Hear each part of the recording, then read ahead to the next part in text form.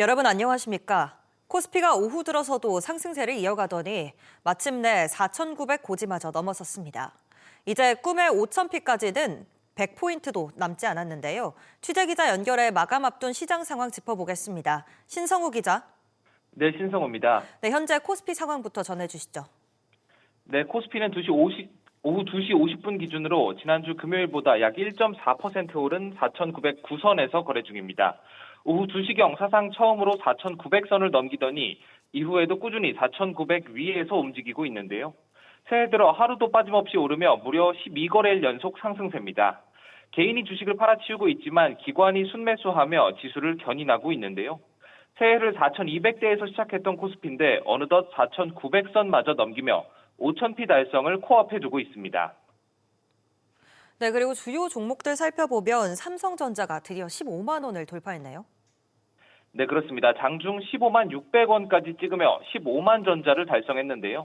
지난 7일 사상 처음으로 14만 원 선을 돌파한 데 이어 불과 2주도 채 되지 않아 기록을 다시 썼습니다. 이 밖에 현대차그룹주의 상승세도 매서운데요. 현대차가 최근 CES에서 공개한 휴머노이드 로봇 아틀라스를 두고 해외에서 호평이 잇따르면서 주가에 불이 붙고 있습니다. 현대차와 기아 모두 10% 넘게 상승 중이며 현대모비스도 수혜를 함께 받고 있습니다. 특히 현대차는 장중 48만 원까지 넘기면서 시총 100조 원을 앞두고 있는데요. 올해에만 주가가 약 60% 상승하면서 반도체와 함께 지수 견인차 노릇을 톡톡히 하고 있습니다. 한편 코스닥도 1% 넘게 뛴 967선에서 거래되며 강세를 보이고 있습니다.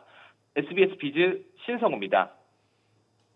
근로복지공단이 30인 이하 사업장을 대상으로 운영하는 퇴직연금 푸른 씨앗의 누적 수익률이 27%에 육박했습니다. 수익률이 2%대 불과한 일반 퇴직연금 운용에 대한 개선 목소리가 더욱 커지고 있습니다. 이정민 기자. 네, 이정민입니다. 네, 푸른 씨앗 수익률 상당히 높습니다. 네, 푸른 씨앗의 지난해 수익률은 8.7%, 지난 2022년 도입 이래 3년간 누적 수익률은 27%에 달합니다.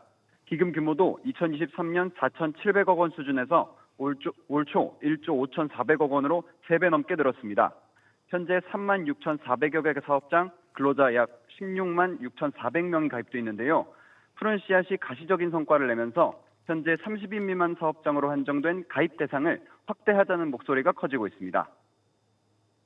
네, 일반 퇴직연금 수익률이 2% 수준인 것과 비교하면 엄청난 수익률인데 이를 개선하기 위해 퇴직연금을 기금화하자는 논의도 속도를 내고 있죠. 네, 개별 금융사가 운영하는 퇴직연금을 하나의 큰 기금으로 모아 특정 기구가 일괄 운영하자는 건데요. 이달 안에 큰 틀의 노사정 합의가 이뤄질 전망입니다.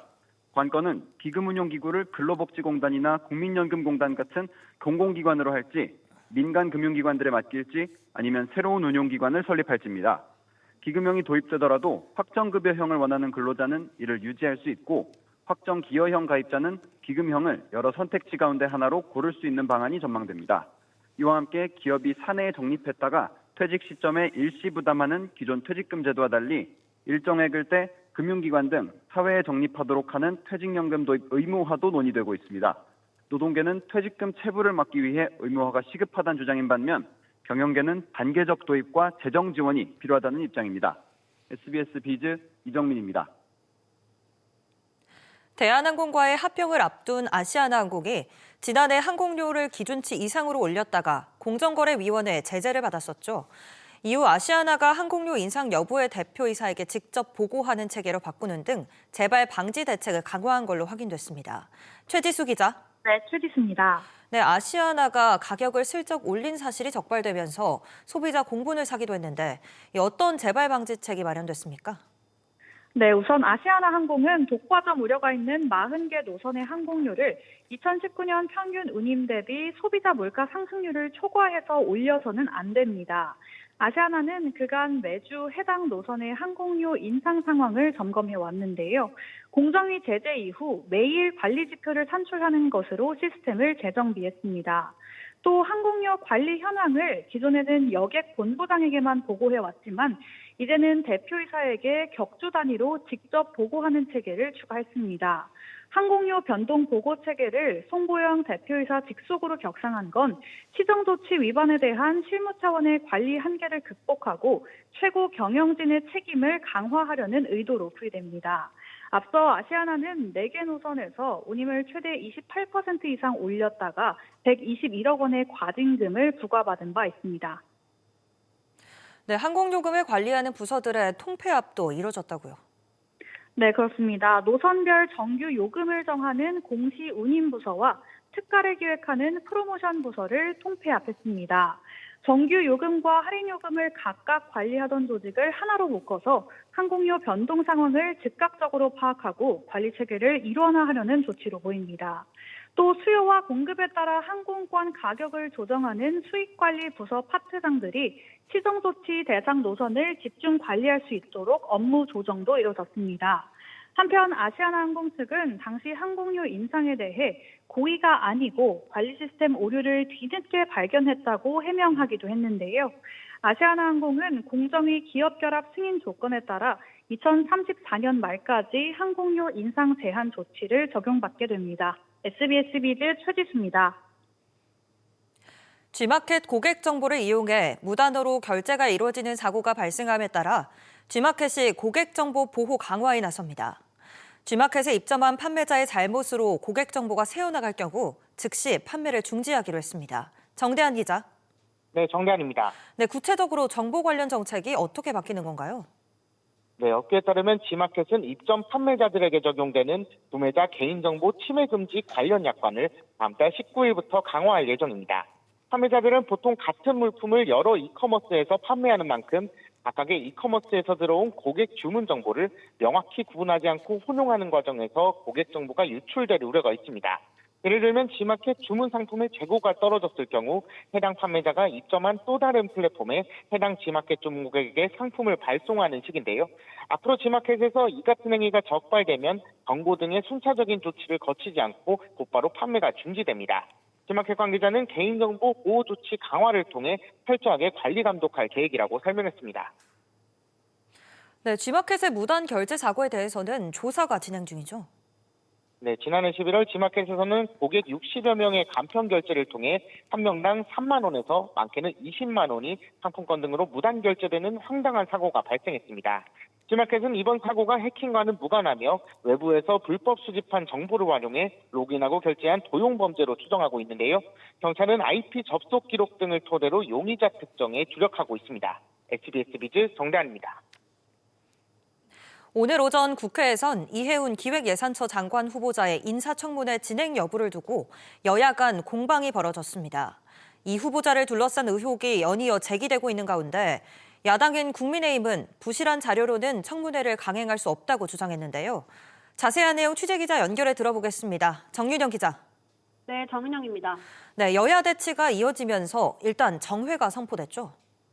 그렇습니다. 이미자 재정경제기획위원회 위원장은 양당 간사에 청문회 개최 여부에 대한 추가 협의를 주문하면서 정회를 선포했습니다.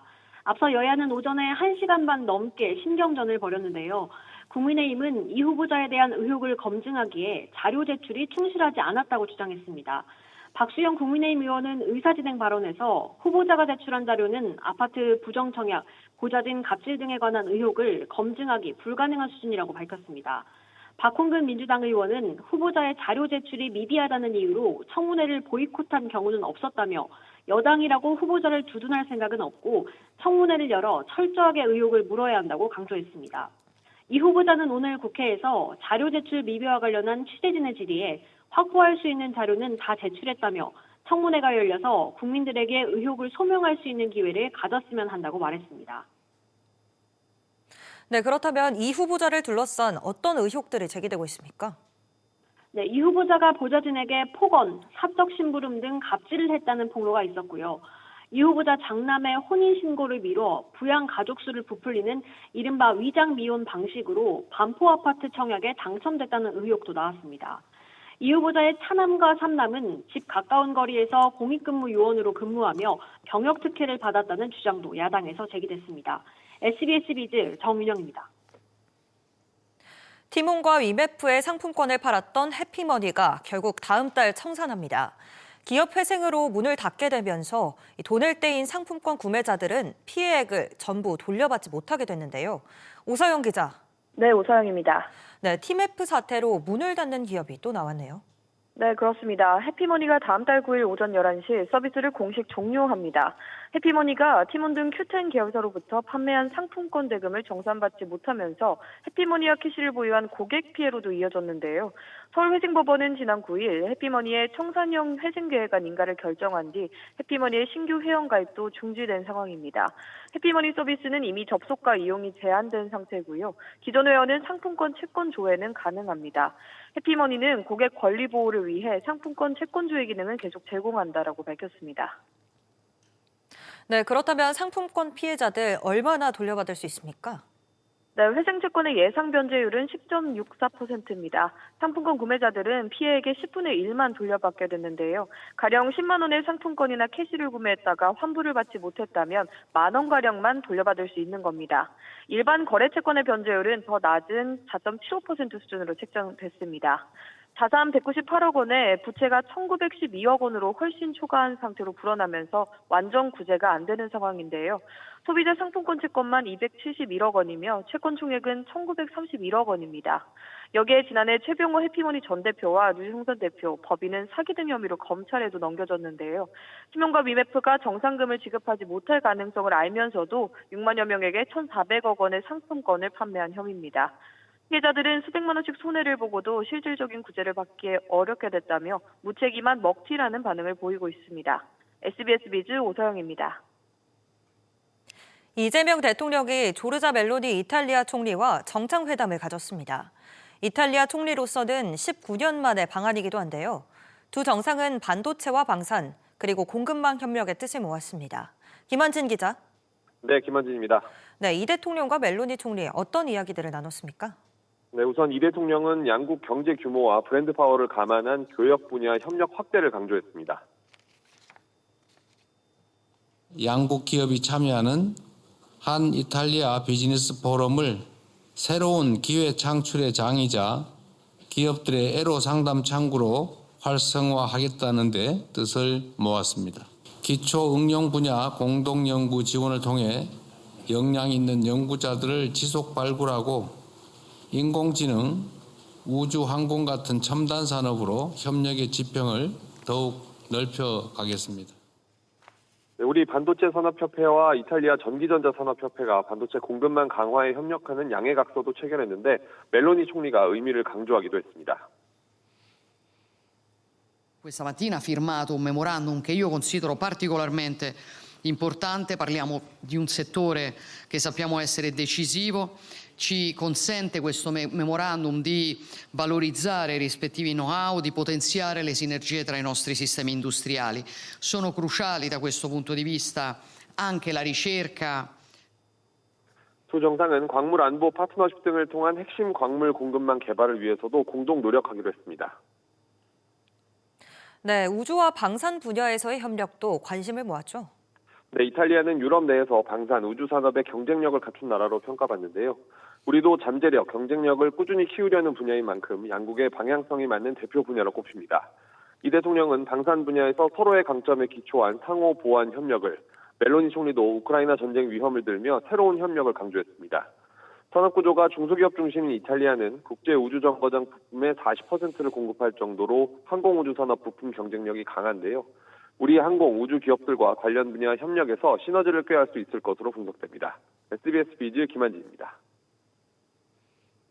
미국 정부가 최근 AI와 디지털 헬스를 의료제도 안으로 끌어들이는 대형 실험에 착수했습니다. 이 메가급 프로젝트에 최태원 SK 회장의 자녀가 미국에서 창업한 스타트업도 참여 의향서를 제출한 걸로 취재 결과 확인됐습니다. 우영준 기자, 우선 이게 어떤 프로젝트입니까? 네, 한국에서는 아직 논쟁 단계에 머물러 있는 AI 디지털 헬스를 미국 정부 주도 아래 이를 건강보험 제도 안으로 공식 편입할 수 있을지를 가늠하는 대형 의료 정책 실험입니다. 미국 보건의료 지불 체계를 총괄하는 컨트롤 타워 격인 CMS에서 진행하는 10년짜리 프로젝트입니다. 이 프로젝트에 최태원 SK그룹 회장의 처녀 최민정 씨가 이끄는 미국 헬스케어 스타트업 인테그랄 헬스도 참여 의향서를 제출한 것으로 확인됐습니다. 이 실험에는 약 350여 개의 글로벌 헬스케어 기업들이 참여 의향을 밝혔는데 한때 유니콘 평가를 받았던 정세주 대표의 디지털 헬스 기업 눔도 참여 의향서를 제출했습니다. 미국 정부가 설계한 제도 실험에 한국계의 창업가들이 만든 기술이 검토 대상이 된 셈입니다. 네, 최 회장의 두 딸 모두 바이오 사업에서 커리어를 쌓고 있네요. 네, 그렇습니다. 지난주 샌프란시스코에서 열린 미국 JP모건 헬스케어 컨퍼런스에도 모습을 드러낸 최민정 씨는 지난 2022년 SK 하이닉스에서 나와 2년 뒤 인테그랄 헬스를 창립했습니다. AI를 활용해 우울증과 불안 등 정신건강 또 행동의학 분야 비대면 치료 프로그램을 제공하고 있습니다. 바이오 업계 전반의 AI 전환 흐름 속에서 인테그랄 헬스가 향후 SK그룹의 바이오 사업과 접점을 형성할지도 주목됩니다. 이런 가운데 언니인 최윤정 씨는 SK 바이오팜에서 대리부터 차근차근 밟아 올해 초 전략본부장에 오르며 그룹의 바이오 사업 전면에 나섰습니다. SK 바이오팜이 자체 개발한 뇌전증 신약이 성과를 내는 데 이어 방사성 의약품을 성장 동력으로 삼고 드라이브를 걸 전망입니다. SBS 미주 우영준입니다. 부광약품과 한국 유나이티드 제약 등 제약사들이 연초부터 줄줄이 의약품 공급 중단을 예고하고 있습니다. 동일 성분이나 동일 품목이 없는 약들이라 특히 우려가 큰데요. 자세히 짚어보겠습니다. 오정인 기자. 네, 우선 부광약품에서 공급 중단 예정인 의약품 어떤 것들이 있습니까? 네, 협심증과 무통성 허혈성 심질환 등에 쓰이는 부광 코멜리안과 두드러기 알레르기 비염 등에 쓰이는 프리마란입니다. 부광 코멜리안정은 오는 7월, 프리마란정은 내년 10월 공급이 중단될 예정입니다. 특히 협심증 치료제인 부광 코멜리아는 동일 품목, 동일 성분 의약품이 없어 공급 부족 사태가 빚어질 우려도 있습니다. 부광약품은 채산성이 낮아 공급 중단을 결정했다며 다만 다른 우수한 협심증 치료제가 충분해 치료에 미칠 영향은 제한적이라고 설명했습니다. 네, 또 이 유나이티드 제약은 항암제 공급 중단을 한다면서요? 그렇습니다. 한국 유나이티드 제약의 유방암, 림프종 치료제인 벨바스틴주, 그리고 악성 흑색종 등에 쓰이는 항암제 DTI주인데요. 모두 당장 7월 공급이 중단될 예정입니다. 두 치료제 모두 국내 판매가 부진하다는 이유로 공급을 중단한 건데 회사 측은 대체할 수 있는 성분의 약들이 있다는 설명입니다. 하지만 이들 치료제와 동일한 성분의 약은 없는 상황이어서 중증 질환인 암 환자로선 성분 변경에 따른 부담과 일부 부작용 우려가 있다는 지적도 나옵니다. SBS 비즈 오정인입니다. 넷마블 손자 회사 글로벌 게임즈가 법인 청산에 들어간 가운데 이 과정에서 직원들에게 약속했던 전환 배치가 거의 이뤄지지 않은 걸로 나타났습니다. 직원 절반 이상이 전환 배치를 신청했지만 실제 다른 계열사로 옮겨진 직원은 단 한 명에 그쳤습니다. 엄하은 기자, 네, 꼼수 논란이 불거질 만한 상황이네요. 네, 넷마블 손자회사 글로벌 게임즈는 법인 청산에 들어가면서 직원들에게 넷마블 계열사로의 전환 배치 가능성을 검토하겠다고 안내했습니다. 하지만 전환 배치는 사실상 이뤄지지 않았습니다. 업계에 따르면 지난달 글로벌 게임즈 직원 총 36명 중 20명이 전환 배치를 신청했지만 실제로 다른 계열사로 옮겨진 인원은 단 한 명에 그친 것으로 확인됐습니다. 글로벌 게임즈는 넷마블 북미 자회사 카밤의 자회사인데요. 2018년 이후 누적 적자가 670억 원에 달하는 등 수익성 악화가 이어져 왔습니다. 지난해 신작 성과 부진을 계기로 법인 해산을 결정한 것으로 전해집니다. 네, 또 여기에 더해 퇴사 절차를 둘러싼 논란도 제기됐죠. 네, 넷마블 그룹 노조에 따르면 글로벌 게임즈는 지난달 8일 법인 청산 계획을 밝히면서 나흘 뒤인 12일까지 사직서를 제출할 경우 기본 퇴직금과 위로금 등을 지급하겠다고 공지했습니다. 하지만 직원들은 불과 나흘 안에 퇴사 여부를 결정해야 하는 상황에 놓이면서 충분한 검토 없이 사실상 선택을 강요받았다는 문제를 제기했습니다. 한편 글로벌 게임즈는 지난해 12월 31일 주주총회를 열고 해산을 결정했는데요. 같은 날 청산인을 선임하며 법인 청산인으로 안지훈 전 글로벌 게임즈 기타 비상무상무이사를 지정하며 법인 청산 절차를 본격화했습니다. SBS 비즈 엄하은입니다. 공매도 규정을 어긴 국내 자산운용사와 외국계 금융회사가 40억 원에 가까운 과징금을 물게 됐습니다. 금융위원회 산하 증권선물위원회는 지난해 10월 공매도 규제를 위반한 신한자산운용에 과징금 3억 7,060만 원을 처분하는 등 총 6곳에 총 39억 7천만 원을 부과했습니다. 지난해 3월 공매도 재개 후 수천만 원 수준의 소액 과징금 부과 사례는 있었지만 수십억 원대 과징금이 한꺼번에 부과된 대규모 제재는 이번이 처음입니다.